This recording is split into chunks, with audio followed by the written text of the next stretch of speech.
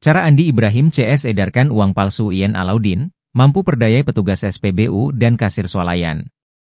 Sebanyak 17 tersangka ditangkap kasus peredaran uang palsu Universitas Islam Negeri, UIN, Alauddin, Makassar.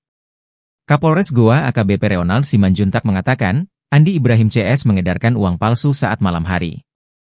Hal itu disampaikan AKBP Ronald Simanjuntak di podcast Tribun Timur, Jumat, 20 Desember 2024.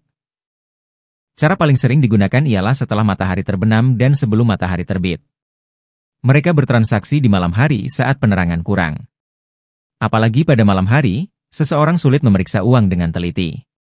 Selain itu, mereka juga mendatangi tempat-tempat ramai seperti SPBU atau toko dengan antrian panjang.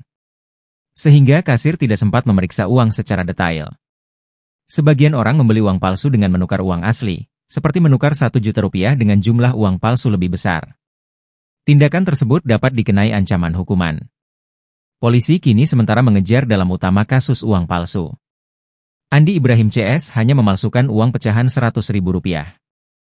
Uang palsu Rp100.000 dicetak di Gedung Perpustakaan Universitas Islam Negeri, UIN, Alauddin, Makassar.